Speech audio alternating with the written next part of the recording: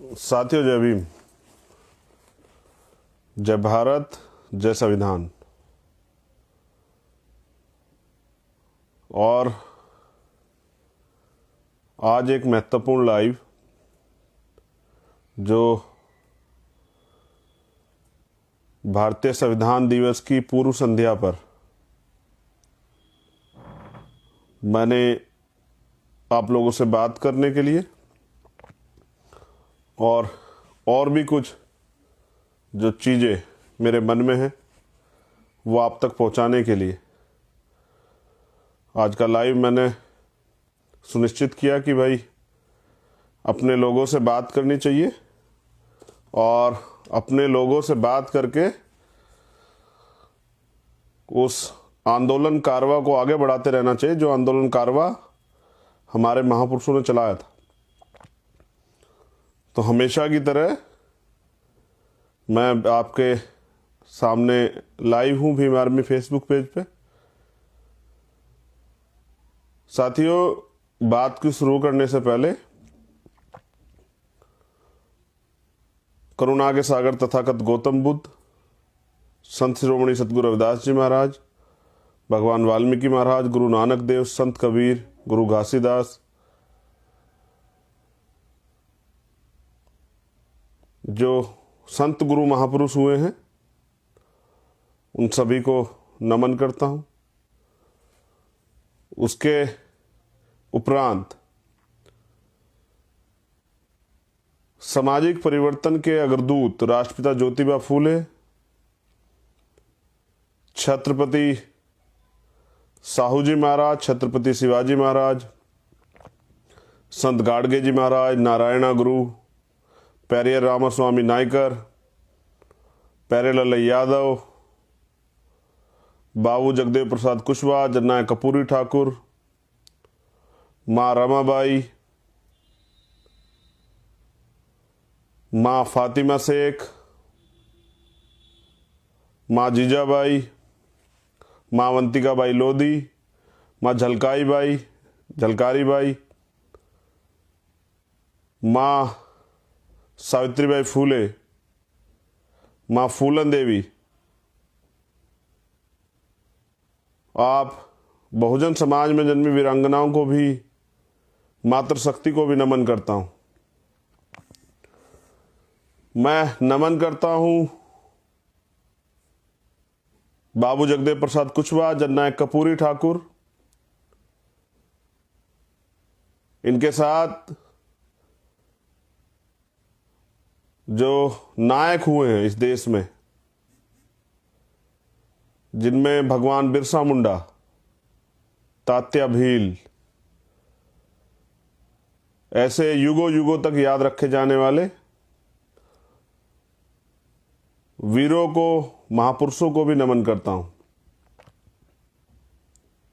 मैं देश की आज़ादी के लिए शहादत देने वाले और बहुजन आंदोलन को आगे बढ़ाने वाले इस धरा के वीर सपूतों को भी नमन करता हूं। मैं नमन करता हूं शहीद आजम सरदार भगत सिंह जी को, सरदार करतार सिंह सराभा जी को, सरदार उधम सिंह जी को। मैं नमन करता हूं अशफाक उल्लाह खां को, वीर अब्दुल हमीद को। मैं नमन करता हूं वीरों के वीर टीपू सुल्तान जी को। मैं नमन करता हूँ एपीजे अब्दुल कलाम साहब को। मैं नमन करता हूँ कोतवाल धन सिंह गुर्जर को, विजय सिंह पथिक को, सर छोटू राम को, चौधरी चरण सिंह जी को। सबने अपने अपने समय में योगदान दिया है। मैं नमन करता हूँ माता दीन वाल्मीकि जी को। मैं नमन करता हूँ दीना महाना वाल्मीकि जी को। मैं नमन करता हूँ विश्व रत्न डॉक्टर बाबा साहब भीमराव अम्बेडकर जी को। और मैं नमन करता हूं मेरे रहबर, मेरे गुरु, मेरे आदर्श मान्यवर साहब श्री काशीराम जी को। मैं नमन करता हूं बाबू जगजीवन राम को। साथियों, आज हम जो कुछ भी हैं वो परिवर्तन कुछ दिनों, कुछ महीनों की देन नहीं है। वो परिवर्तन सदियों के हमारे गुरुओं महापुरुषों संतों के अथक प्रयास से आया है। और आज हमारे पास जो कुछ भी है वो हम अपने महापुरुषों गुरुओं संतों के त्याग बलिदान तपस्या संघर्ष और उनके अथक प्रयासों से ही जो हमें मिला उसके आधार पर कर पाए।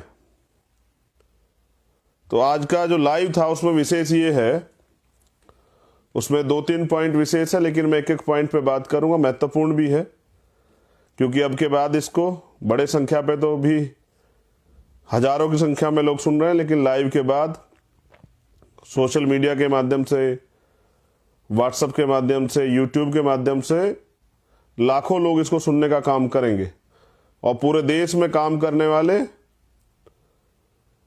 भीम आर्मी आजाद समाज पार्टी कार्यकर्ता पदाधिकारी भी इसको सुनेंगे। मैं सर्वप्रथम तो धन्यवाद देता हूं भीम आर्मी के सभी कार्यकर्ताओं का, आजाद समाज पार्टी के सभी कार्यकर्ता पदाधिकारियों का, इस आंदोलन को आगे बढ़ाने के लिए जिन व्यक्ति ने भी एक दिन, एक घंटा, एक मिनट भी भीम आर्मी के आंदोलन में भागीदारी की हो, मैं उन सबका धन्यवाद करता हूं। साथियों, जैसा मैंने आपसे बताया कि कल संविधान दिवस 26 नवंबर 1949 को भारतीय संविधान बाबा साहब अम्बेडकर ने पूरा किया और 26 जनवरी 1950 को वो लागू हुआ। भारत का संविधान दुनिया का सबसे बड़ा संविधान और ये हमारे लिए सबसे बड़ा धर्म ग्रंथ भी है, क्योंकि आज हमारे पास जो कुछ भी है वो भारतीय संविधान में मिले अधिकारों की बदौलत, चाहे वो एजुकेशन हो, चाहे वो रोजगार हो, चाहे स्वाभिमान सम्मान हो, चाहे अन्याय अत्याचार होने पे सुरक्षा रक्षा और अपराधियों के खिलाफ कार्रवाई हो, या हमारी तरक्की के रास्ते आरक्षण, या और जो आयोग और तमाम तरह की चीजें बहुजन समाज के लोगों के लिए और इस देश में रहने वाली प्रत्येक महिला को जो तरक्की का अधिकार, बराबरी का अधिकार, स्वाभिमान सम्मान से जीने का अधिकार जो मिला है वो इसी भारतीय संविधान की वजह से मिला है। साथियों, पहली चीज तो मेरे बड़ी खुशी की बात यह है कि दिल्ली की जो टीम है हमारी, मैं अभी 2 दिन के महाराष्ट्र दौरे से लौटा हूं और महाराष्ट्र में संविधान जागृति यात्रा भीम आर्मी आजाद समाज पार्टी के साथियों के सहयोग से चल रही। मैं वहां की पूरी टीम का धन्यवाद देता हूं कि वो एक अच्छा प्रयास कर रहे हैं और मैं विश्वास के साथ कहता हूं कि ये जागृति जो आई है ये बाबा साहब अम्बेडकर को पढ़कर, अपने गुरुओं महापुरुषों को पढ़कर, उनसे सीखकर ये जागृति आई। लेकिन साथियों, संविधान हमें मिला, लेकिन संविधान प्रदत्त जो अधिकार हैं आज भी कॉन्स्टिट्यूशन में उन अधिकारों के होते हुए भी हम उन अधिकारों से वंचित। इसके पीछे जो सबसे बड़ा कारण है वो ये है कि हम वंचित वर्ग के लोग, शोषित वर्ग के लोग, बहुजन समाज के लोग, इस देश के SC ST OBC और कन्वर्टेड माइनॉरिटी समाज के लोग, जिनकी आबादी 85% से भी अधिक है, वो अभी राज सत्ता को प्राप्त नहीं कर पाए। थोड़े थोड़े समय के लिए हमें देश भर में कई राजनीतिक दलों के माध्यम से सत्ता प्राप्त हुई और हमने कुछ अवसर तो प्राप्त किए हैं। जहां हमें बहुत कुछ नहीं मिला तो कुछ अवसर तो मिले, लेकिन 70-71 साल की इस आजादी में अगर आज भी 84 करोड़ लोग सस्ता भोजन प्राप्त करते हो, उस पर आधारित हो, इतनी बड़ी बड़ी बिल्डिंगें, महल, राजघराने बनने के बावजूद भी, इतने बड़े मॉल, सब चीजें बनने के बावजूद भी अगर आज भी लाखों लोग सड़कों पे खुले आसमान के नीचे सोते हो,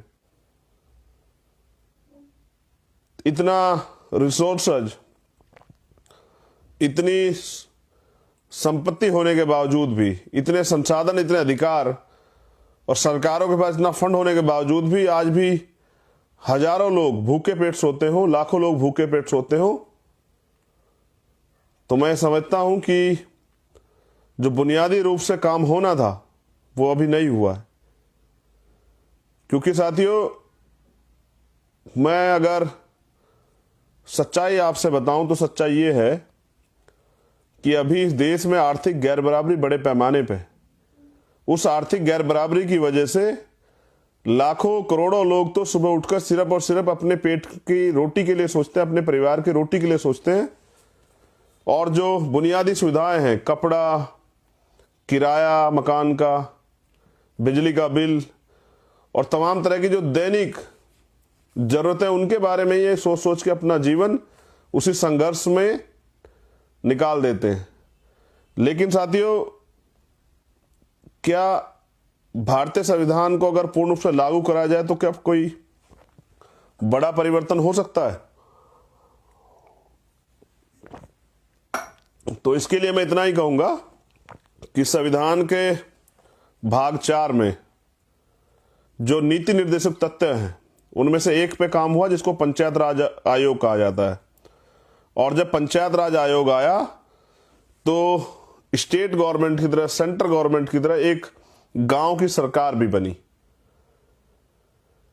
एक कस्बे की सरकार भी बनी, और उस सरकार को एक बजट मिला, जिस बजट के जरिए उस गांव की सरकार ने गांव के विकास के लिए काम किया। तो जैसा मैंने आपको बताया कि एक अनुच्छेद पे काम होने से इतना बड़ा परिवर्तन हुआ।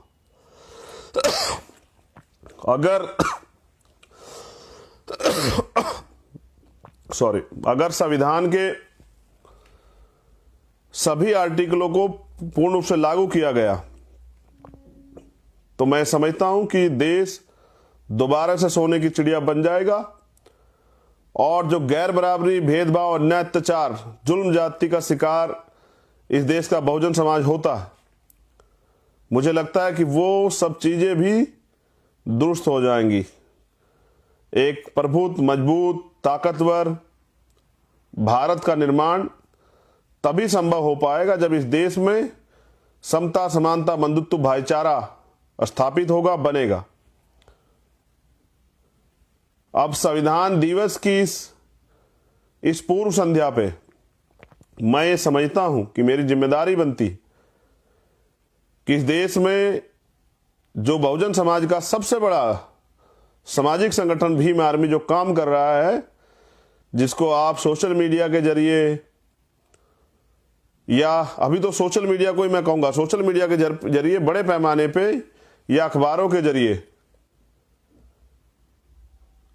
उसकी खबरें आप पढ़ते रहते हैं। चाहे हिमाचल का कोई मामला हो, हिमाचल से जुड़ी टीम कोई काम कर रही है, या हरियाणा के मामले हो, जिस तरह सामाजिक बहिष्कार हुए, जिस तरह संविधान के खिलाफ, SC/ST एक्ट और आरक्षण के खिलाफ हिमाचल में कार्रवाई, कुछ जो है माहौल खराब किया जा रहा है, जैसे यूपी में तमाम तरह से इतनी घटनाएं हुई, जैसे अभी मैंने बताया आपको कि महाराष्ट्र में संविधान जागृति यात्रा चल रही है, दिल्ली में बहुजन प्रदर्शनी 26 नवंबर और 27 नवंबर को दिल्ली की टीम लगा रही है अंबेडकर भवन, झांसी रानी रोड पे, जो कल मैं खुद भी इस प्रोग्राम में पहुंचूंगा।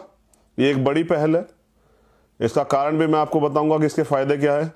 मैं धन्यवाद देता हूं दिल्ली की टीम का भी। जिस तरह से अभी मध्य प्रदेश की टीम सामाजिक गैर बराबरी और अन्याय अत्याचार खिलाफ लड़ाई लड़ते हुए सीनियर टीम जेल रही, जिस तरह अभी छत्तीसगढ़ में आंदोलन हुआ, जिस तरह अभी झारखंड में जो है संघर्ष जारी है, जिस तरह अभी उड़ीसा में आंदोलन जारी है, उत्तराखंड में अभी 15 दिसंबर की एक रैली जो है सत्ता परिवर्तन रैली रखी गई है। यूपी के विभिन्न जिलों में रोज अन्याय अत्याचार खिलाफ भीम आर्मी, आजाद समाज पार्टी के लोग संघर्ष जारी रखते हैं। मध्य प्रदेश और राजस्थान में हमारा आंदोलन लगातार चल रहा है। तो साथियों, जो बहुजन समाज का सबसे बड़ा सामाजिक संगठन है भीम आर्मी, अब भीम आर्मी के लोगों ने ये जिम्मेदारी ली है, भीम आर्मी के सिपाहियों ने जिम्मेदारी ली है, क्योंकि जब भीम आर्मी बनाया गया था उसका प्रथम उद्देश्य यही था कि हम बाबा साहब अम्बेडकर के जो नारे हैं, शिक्षित बनो, संगठित रहो, संघर्ष करो, पे काम करेंगे। हमने यह स्कूल खोल के, छोटी छोटी पाठशाला खोल के शिक्षित करने का काम किया। उसके बाद गैर राजनीतिक रूप से, सामाजिक रूप से समाज को जोड़ने का काम किया। और लगातार पिछले 6 साल से भीम आर्मी के माध्यम से सड़कों पे आंदोलन, भीम आर्मी के लोग, जब भी कोई सरकार द्वारा या किसी गलत व्यक्ति द्वारा बहुजन समाज के लोगों पर अत्याचार होता है, सरकार द्वारा कोई ऐसा कानून बनाया जाता है, चाहे कृषि कानून हो, चाहे CNPR NRC कानून हो, चाहे दिल्ली में गुरु घर तोड़ा गया या कोई भी मामले हो, चाहे प्रमोशन में रिजर्वेशन का मामला हो, भीम आर्मी के लोग बड़े पैमाने पे काम करते हैं।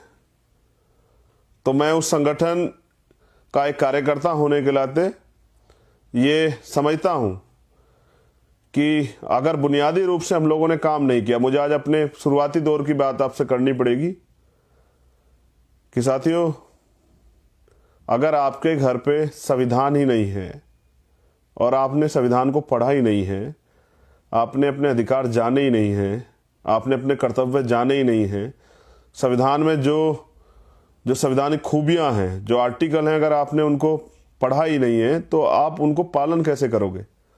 मैं कई बार जब बहुत बड़े बुद्धिजीवी तबके में बैठा होता हूं तो उनसे मैं पूछता हूं कि सर ये बताइए कि जब संविधान कहीं स्कूल कॉलेज में पढ़ाया नहीं जाता, किसी सिलेबस में होता नहीं है, डॉक्टर इंजीनियर कहीं कुछ भी बनने के लिए, एक अधिकारी कर्मचारी बनने के लिए संविधान कुछ हिस्सों का के अलावा संविधान बड़े रूप से पढ़ाया नहीं जाता, तो भारतीय संविधान को, जिस संविधान से ये देश चल रहा है, उसको पालन लोग कैसे करेंगे।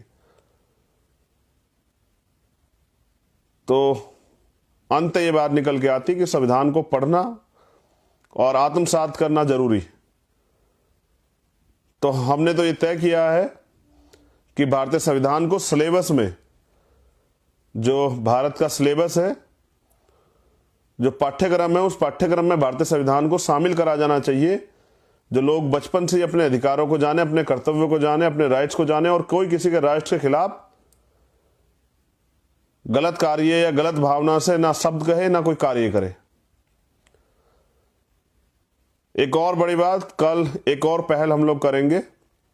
कल सुबह से ही मैं आपसे अपील करूंगा कि जितने साथियों ने संविधान जिनके पास है, वो संविधान के साथ सेल्फी जरूर क्लिक करें। सेल्फी से कुछ होता नहीं है, लेकिन ये भी जानने की बात है कि हम संविधान के साथ सेल्फी लेके ये भी सुनिश्चित करें कि संविधान को मानने वाले कितने लोग हैं देश के अंदर, संविधान की सुरक्षा करने वाले लोग कितने हैं। क्योंकि जिस तरह से एक राजनीतिक दल, उसकी विचारधारा, जिसको हम भारतीय जनता पार्टी और RSS के नाम से जानते हैं, वो लोग भारतीय संविधान के खिलाफ लगातार काम कर रहे हैं। हमें संविधान की सुरक्षा भी करनी है। भीम आर्मी जो है वो संविधान का सुरक्षा दल भी है। तो कल हमें सोशल मीडिया के माध्यम से अपनी स्ट्रेंथ भी दिखानी है कि चाहे वो ट्विटर के माध्यम से हो, कोई हैशटैग चला के, या फेसबुक के माध्यम से हो, जो भी विकल्प आपके पास है, या फिर आप अपनी DPI लगाएं, अपने जो अकाउंट्स आपने सोशल मीडिया हैंडल्स पे बनाए हैं उन पे अपनी DP लगा के आप कल भारतीय संविधान के साथ फोटो जरूर लगाएं, जिससे कि ये पता लगे विरोधियों को भी संविधान की रक्षा करने वाले कितने लोग हैं। हम इसको कल इवेंट के रूप में मनाएंगे, क्योंकि मैं तो और भी प्रोग्राम में शामिल होऊंगा, आप भी प्रोग्राम शामिल होंगे, लेकिन अंत संविधान की रक्षा करने के लिए संविधान से हमें मिला क्या, जब आप इस बात को जान जाओगे। और संविधान जब नहीं रहेगा, आपके पास क्या नहीं रहेगा, जिस दिन आपको पता लग जाएगा, तो शायद आपको एहसास होगा कि भारतीय संविधान की रक्षा कितनी जरूरी है और उसकी रक्षा किन किन माध्यम से हो सकती है। तो ये एक नई पहल है, कल देखने को मिलेगा। क्योंकि मुझे याद है बाबा साहब अम्बेडकर ने एक बार अपने अनुयायियों से कहा था कि मुझे मेरे मरने के बाद मरा हुआ मत समझना, जब तक संविधान जिंदा है मैं जिंदा हूं। और क्योंकि अगर इस देश में कोई भी व्यक्ति भारतीय संविधान यानी कि बाबा साहब अम्बेडकर की हत्या करने का प्रयास करेगा तो हम लोग चुप नहीं रहेंगे। ऐसा हमने पहले भी करके दिखाया जब हमारे अधिकारों पर डाका पड़ा था 20 मार्च 2018 को फिर उसके बाद 2 अप्रैल का आंदोलन हुआ था देश में, और हमने बताया था कि हम अपने अधिकारों के लिए किसी भी हद तक, यानी कि अपने प्राणों का बलिदान भी दे सकते हैं। तो ये बात हुई 26 नवंबर संविधान दिवस की, जिसको कल आपको मनाना है, लेकिन मनाना नहीं है, अब सिर्फ चित्र नहीं पकड़ना है, संविधान हाथ में लेकर फोटो खिंचवानी, उसको पढ़ना भी।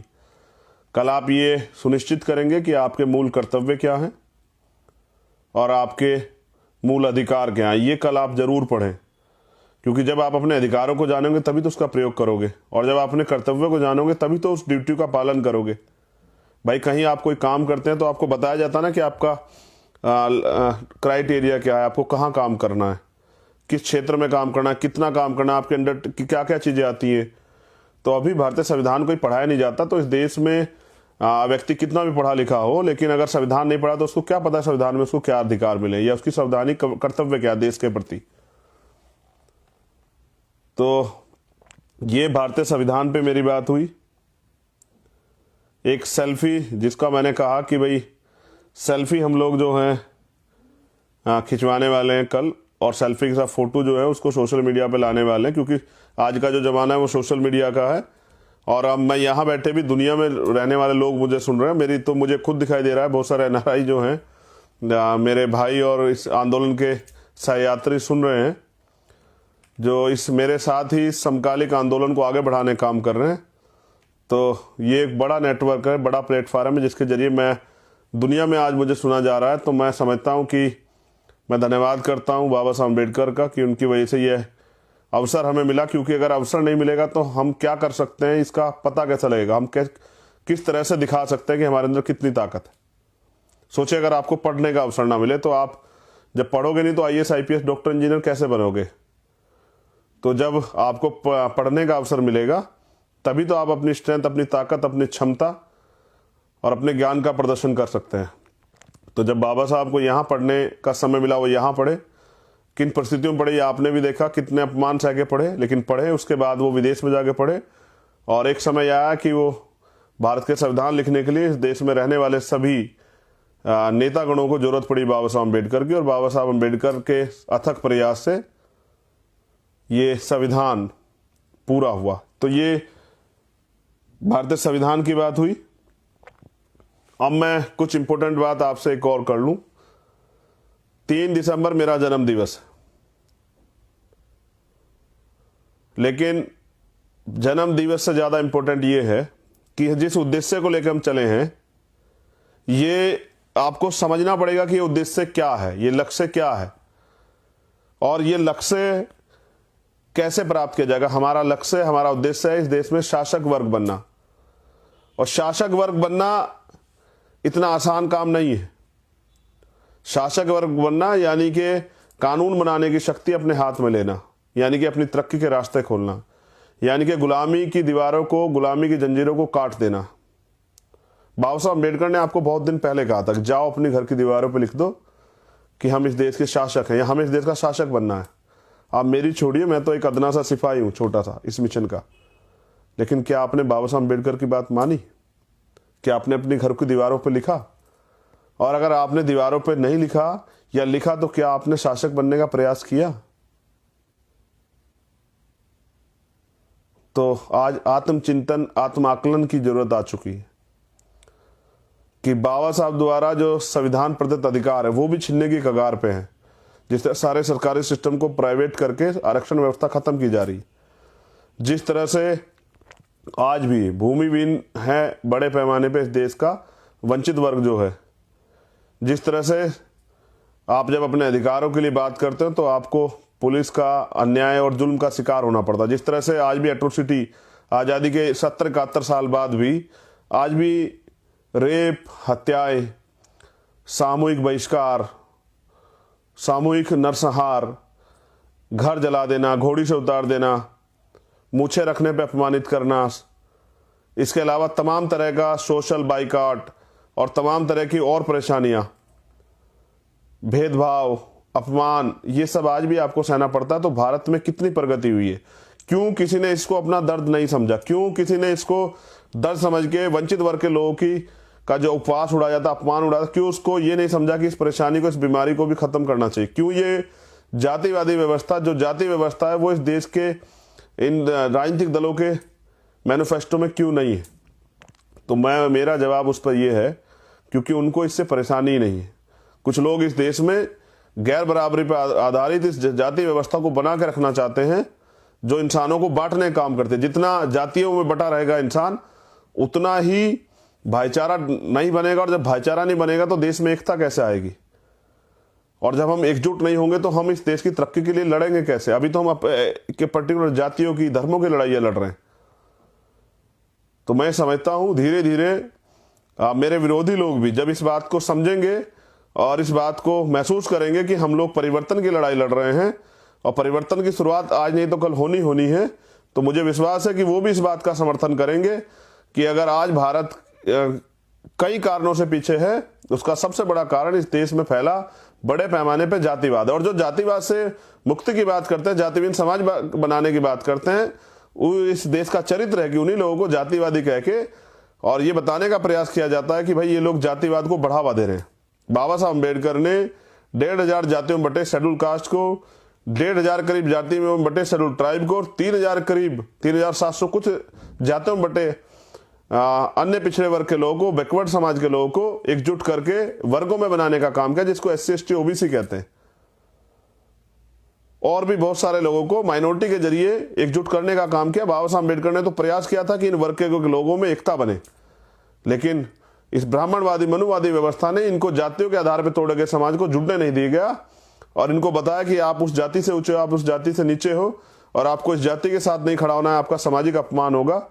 इसीलिए हम लोग एकजुट नहीं हो पाए। तो जातिहीन समाज बनाना है, भाईचारा बनाना है, इसका प्रयास भी हम लोग करना पड़ेगा। अब मैं एक बहुत जरूरी बात जो मुझसे जुड़ी, मेरे जन्मदिन से जुड़ी, साथियों, हम प्रैक्टिकल के दौर में, ये कोई पिक्चर नहीं चल रही है, ये कोई कहानी नहीं चल रही है, ये हर घर की कहानी जो आज आपके सामने है। और मैं ये बात आपसे जरूर रखना चाहता हूं क्योंकि हम राजनीतिक दल नहीं चला रहे हैं, आंदोलन चला रहे हैं।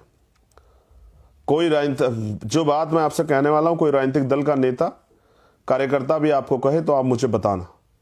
आप अपने खुद से सोचना कि चंद्रशेखर आजाद क्या कह रहे हैं, इस बात को कहने के लिए कितना बड़ा दम चाहिए। साथियों, 3 दिसंबर को मेरा जन्मदिन है और मुझे पता है कि आप मेरे जन्मदिन को अपने घरों पे, कार्यालयों पे मनाने वाले और आप उसमें तमाम तरह के खर्चे भी करेंगे। भाई केक मंगाएंगे या और कोई काम करेंगे या गुब्बारे लगाएंगे, मतलब जो भी आप कर सकते हैं उसको आप प्रयास करेंगे। साथियों, मेरी आपसे अपील है, हमें अपने कार्य को आगे बढ़ाना, हमें अपने उद्देश्य को पूरा करना है। और जैसे शरीर को रक्त की जरूरत होती है, वैसे आंदोलन को आगे बढ़ाने के लिए वित्त की जरूरत होती है, धन की जरूरत होती है। मेरी आपसे, पूरे देश में जो भीम आर्मी, आजाद समाज पार्टी के लोग काम करते हैं और जो बहुजन समाज के लोग हैं जो इस आंदोलन को आगे बढ़ता देखना चाहते हैं, क्योंकि अगर वो आज नौकरी पे हैं या व्यवसाय कर रहे हैं तो ये आज की देन नहीं है, ये हमारे पुरखों के संघर्ष का प्रयास है, तब जाके हमें प्रतिनिधित्व मिला है। और जो प्रतिनिधित्व हमें मिला है, जिसके आधार पर आप आगे बढ़े हैं, उसके लिए आपकी भी कुछ जिम्मेदारी बनती है कि उस आंदोलन को चलाने के लिए पे बैक टू सोसाइटी को आप जिंदा रखें। साथियों, मैं अकेला सब कुछ नहीं कर सकता हूं, हम सब मिलकर बदलाव कर सकते हैं, हम सब मिलकर इस व्यवस्था से लड़ सकते हैं। एक तरफ तमाम तरह के बड़े बड़े दल हैं जिनके पास बड़े बड़े ऑफिस हैं, बड़ी बड़ी गाड़ियां हैं, उनके पास विधायक हैं, MP हैं, उनके पास बिजनेसमैन हैं, तमाम तरह के लोग। लेकिन मैंने जब अपने रहबर मान्यवर काशीराम साहब को आंदोलन चलाते देखा और जब मैंने उनको पढ़ा और जाना, तो उन्होंने कहा कि आंदोलन अपने सहारे और इशारे पे चलता है।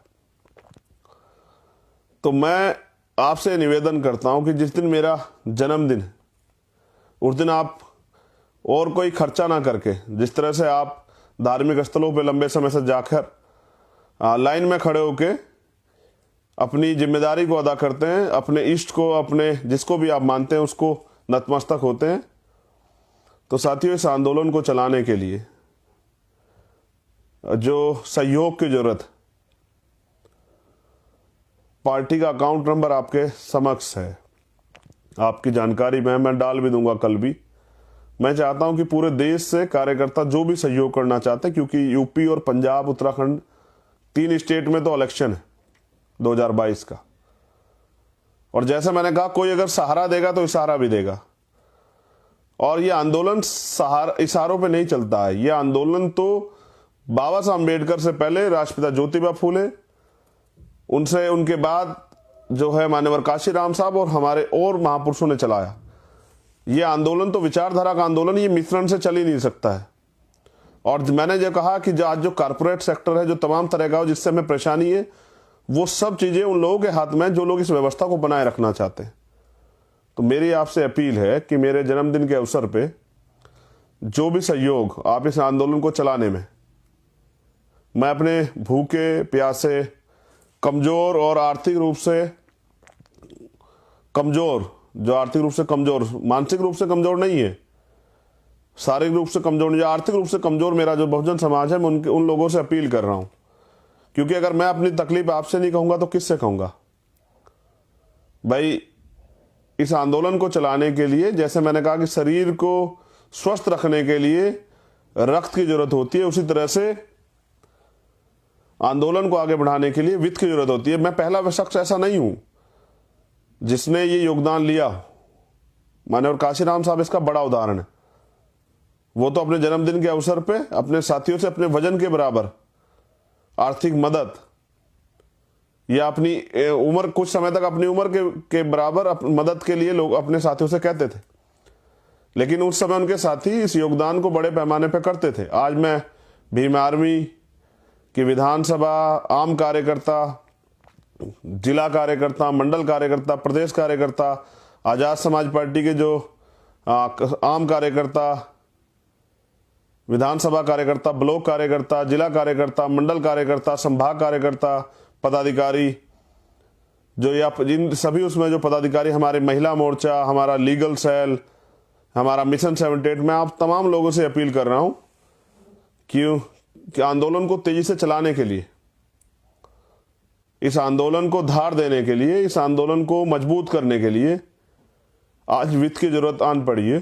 तो क्योंकि मैंने कभी, आप इस बात को जानते हैं, कभी मैंने व्यक्तिगत अपने परिवार के लिए इस आंदोलन से आपसे अपील नहीं की है, लेकिन इस आंदोलन को चला के रखने और उन तमाम ताकतवर लोगों से टकराने के लिए, टकराने का मतलब उनका सामना करने के लिए, आने वाले समय में जब आंदोलन मजबूत होगा, उनकी साजिशों से, उनके तमाम तरह के हमलों से सतर्क रहने के लिए मुझे इस आंदोलन में आपकी आवश्यकता है। आप खुद भी समझते हैं घर कैसे चलता है, आप इस बात को जानते हैं। ये भी आपका परिवार है और ये विचारधारा फले फूले, ये आंदोलन मजबूत हो और इस आंदोलन के जरिए बाबा साहब अम्बेडकर और माननीय काशीराम साहब का सपना पूरा हो। इसलिए मुझे आपके सहयोग की जरूरत है। लापरवाही ना करें, इस आंदोलन को मजबूत करें। मैं समय समय पर आपसे मांग करता रहूंगा, क्योंकि मुझे आप ही का सहारा चाहिए और आप ही से इशारा लेना है। और जिन परिस्थितियों में आंदोलन चल रहा है आप लोग उससे बेहतर वाकिफ है।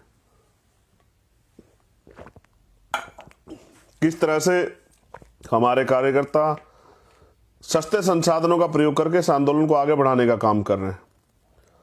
तो मेरी ये अपील है कि मानव कल्याण और समता, समानता, बंधुत्व, भाईचारे और भारतीय संविधान की रक्षा के इस आंदोलन में आप भी अपना योगदान दें। आप अपने आप से सवाल करें कि आपका क्या योगदान है आंदोलन में। जो लोग शारीरिक रूप से समय दे रहे हैं, मैं उनका तो धन्यवाद करता ही हूं, लेकिन जो लोग आगे बढ़ने का काम कर रहे हैं, प्रयास कर रहे हैं, मैं उनसे भी अपील करता हूं कि भाई आपको भी आत्मचिंतन करना चाहिए कि आपका योगदान क्या है। आपके ऊपर भी उतना ही कर्ज है जितना मेरे ऊपर। क्योंकि साथियों, ये मांग भी इसलिए करनी पड़ रही है, मैं इस बात को दोहराना नहीं चाहता, लेकिन आपसे कहनी पड़ेगी कि अगर धन इकट्ठा करना मेरा या इस आंदोलन का मकसद होता तो वो तो फिर इसको आंदोलन को चलाने की जरूरत नहीं थी।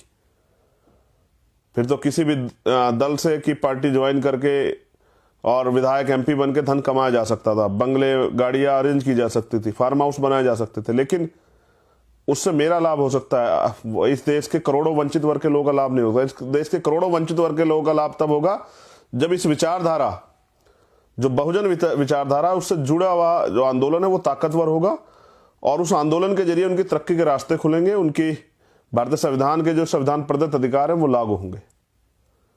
तो हम लोग लगातार संघर्ष कर रहे हैं। आप जानते हैं देश का कोई कोना हो जहां मेरी जरूरत होती है, भीम आर्मी के लोग जरूरत होती है, हमारे सभी राष्ट्रीय स्तर के पदाधिकारी आज भी अपने अपने क्षेत्रों में जाके काम कर रहे हैं, हमारे सभी लोग काम कर रहे हैं। तो और लगातार वोट भी बन रही है, उस पर भी फोकस रखें, अपने संगठन को भी दुरुस्त रखें, अपनी जिम्मेदारियों को समझें। तो मेरी ये आपसे अपील है, विनम्र अपील, दबाव नहीं है, क्योंकि काशीराम साहब कहते मैं अकेला ही चला था मंजिले जानिब, लोग मिलते गए और काफिला बनता गया। तो मैं समझता हूं कि काशीराम साहब ने यह भी कहा कि अगर भाई जो जितनी दूर साथ चल सकता है वो उतनी दूर साथ चले। अब ये आंदोलन है, इसमें सब लोग तो नहीं टिकेंगे।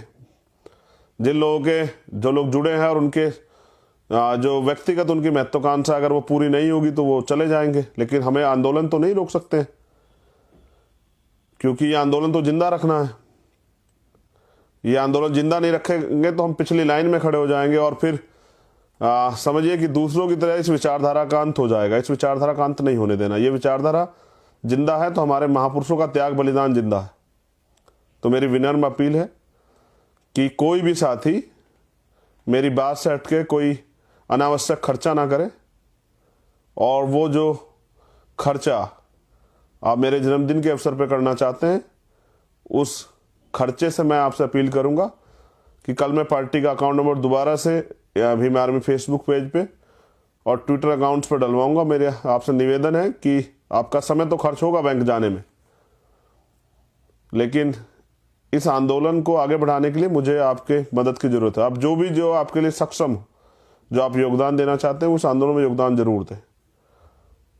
और मैं समझता हूं कि मैं आज से ही उस दिन का ब्यौरा भी आपको दूंगा मेरे जन्मदिन के बाद, कि कितना मदद जो है, कितने लोग, मदद का मतलब कितने लोग तैयार हो पाए हैं सामाजिक परिवर्तन, आर्थिक मुक्ति के इस आंदोलन को, स्वाभिमान सम्मान का इस आंदोलन को आगे बढ़ाने के लिए। साथियों, ये स्वाभिमान का आंदोलन है और स्वाभिमान का आंदोलन अपने कंधों पे, अपने स्वावलंबन से चलता है, अपनी मेहनत से चलता है। तो अपने आंदोलन को किसी दूसरे के भरोसे न छोड़ते, आप अपने आंदोलन को मजबूत कीजिए। कल के लिए मैंने आपको बता दिया है कि हम लोग जो दिल्ली की टीम ने, आजाद समाज पार्टी भीमारी टीम ने प्रदर्शनी लगाई, हम लोग उसमें शामिल होंगे, अंबेडकर भवन, झांसीराम रोड, दिल्ली। उसके बाद जो दिन में मैंने कहा कि सुबह में संविधान के साथ हम लोग सेल्फी लेके जरूर डालेंगे। और कल सभी लोग, मैं अपने कार्यकर्ता पदाधिकारियों से भी कभी भी पूछ सकता हूं जब मैं मीटिंगों में जाऊंगा, कल सभी लोग जिम्मेदारी से, जब हम संविधान दिवस बनाए तो सिर्फ चित्र, जैसा मैंने कहा, चित्र नहीं पकड़ना है, चरित्र भी पकड़ना है। तो जो इस बार हम जो भारतीय संविधान में आपको मौलिक अधिकार मिले और जो संवैधानिक ड्यूटियां हैं, फंडामेंटल ड्यूटियां आपकी जो हैं, मूल कर्तव्य जो हैं, फंडामेंटल राइट और फंडामेंटल ड्यूटियां, ये सभी आपको पढ़नी है। मुझे विश्वास है जब आप इसको पढ़ेंगे तो फिर आप समझ पाएंगे कि आपको इस देश में किस तरह से अपने जीवन को तैयार करना। संविधान वे ऑफ लाइफ है, अगर जीने का रास्ता, अगर आप संविधान के हिसाब चलते हैं तो शायद मुझे लगता है कि आपके ऊपर आपको कोई तंग नहीं कर सकता। लेकिन अभी संविधान, मैं इस बात के साथ अपने आज के लाइव को क्लोज करूंगा, खत्म करूंगा, कि बाबा साहब अम्बेडकर ने कहा था संविधान कितना भी अच्छा क्यों ना हो, अगर चलाने वाले हाथ बुरे हैं, उनकी नीयत बुरी है, उनकी नीति बुरी, तो अंततः संविधान बुरा साबित होगा। आज संविधान के जरिए संविधान को ताक पे रख के सरकारी मशीनरी का दुरुपयोग करके संवैधानिक संस्थाओं को, संवैधानिक मूल्यों को, जो संवैधानिक अधिकार है उनको खत्म किया जा रहा है। तो इनको बचाने के लिए आपको राजनीतिक शक्ति का भी निर्माण करना पड़ेगा और राजनीतिक शक्ति अपने हाथ लेनी पड़ेगी। बाबा साहब का एक स्टेटमेंट जरूर कोट करूंगा कि आप सब लोगों के लिए है कि मेरे लोगों को बताओ, मैंने जो कुछ भी किया वह मैं अभिशापित विपत्तियों से जूझते हुए तथा अनगिनत रुकावटों का सामना करते हुए तथा जिंदगी भर कदम कदम पर विरोधियों से संघर्ष करते हुए कर पाया हूं। इस कारवां की वर्तमान स्थिति को मैं बहुत कठिनाई से यहां तक लाया हूं। रुकावटों के बावजूद आपको इसे आगे बढ़ाना है। अगर मेरे अनुयायी इसको आगे ना बढ़ा सके तो किसी भी हालत में इस कारवां को पीछे ना जाने दे। यही मेरे लोगों के लिए मेरा संदेश है। बाबा साहब अम्बेडकर ये कहते हैं कि मैं अथक और कठिन प्रयासों से, और अभिशापित यानी कि जो उस समय की जो हालात थी कि कोई अधिकार नहीं थे और पढ़ना पड़ रहा था तो बाहर अपमानित होकर पानी पीने के लिए भी इंतजार, और किस तरह से आप जान रहे हैं, आपने पढ़ा होगा। तमाम परेशानियों के बावजूद बाबा साहब अम्बेडकर ने ये अधिकार हमें दिलाए। तो उन्होंने कहा अगर आप इस कारवां को आगे नहीं ले जा पाए, आगे नहीं ले जा सकते, उसको पीछे मत जाने देना। हम सबकी जिम्मेदारी बनती है जो भीम आर्मी आज़ाद समाज पार्टी से जुड़े हुए हैं, जो इस विचारधारा जुड़े हुए हैं, कि इस कारवां को भी, जिसको आप यहाँ तक खींच के लाए हैं, अपने खून पसीने सींच के लाए हैं, जिसके लिए हजारों लोगों ने जेल काटी, आंदोलन किए हैं, उसको अगर आप आगे नहीं ले जा सकते तो पीछे मत जाने देना। इसलिए मैंने आपसे ये अपील की है। बहुत बहुत धन्यवाद। जय भीम, जय भारत, जय संविधान। और 26 नवंबर की आप सभी को हार्दिक मंगल कामनाएं। भारतीय संविधान जिंदाबाद था, जिंदाबाद है और जिंदाबाद रहेगा। और हम सब लोग भारतीय संविधान की रक्षा करेंगे। विरोधी इस बात को जान लें कि भारतीय संविधान का अपमान किसी भी कीमत पर नहीं सहा जाएगा। जय भीम, जय भारत।